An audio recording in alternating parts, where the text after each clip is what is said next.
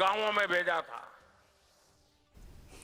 Usambut Menteri Rangba Kajala Meghalaya, Uba Preston Tingsong Hinin Gasngi, Ula Pentip Bala Pynlong ya Kawai ke Jingïalang Jong Tnat Planning, Tnat Platinga, Bat Tnat PWD, Banya Peleu Jingmut, Halor Kumno, Ban Kham Pynbha ya ki Rukom Treikam Jong Tnat PWD, Hapok Jala Meghalaya. Uba Tinsong Ula Ong Bakila Dep Ban Syem ya Karai Khaddo, Ba On Sa Pynmi ya Kador Khas Nagani ke Office Treikam, Keban Sa Kentop ya Barok ki Jingtip ki Babenia, Katkum Bala Pynpau Hapok ke Jingïalang. Syuru hagabaya day bagajing pia kerpang iki surak ke jela menteri ula ong bala ka long gajing snai ke surak thamai lane ban maraman bat ban Pynbha ki surak ki balarim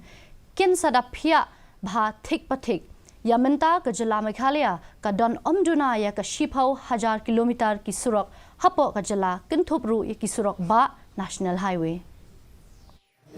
Only one issue, and the issue is how to improve the working system of the FED, be it the new road,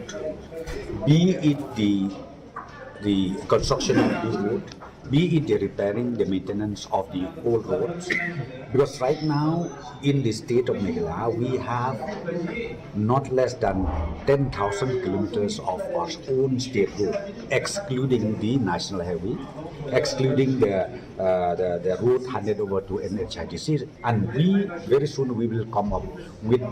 ON, all the detailed ON, where we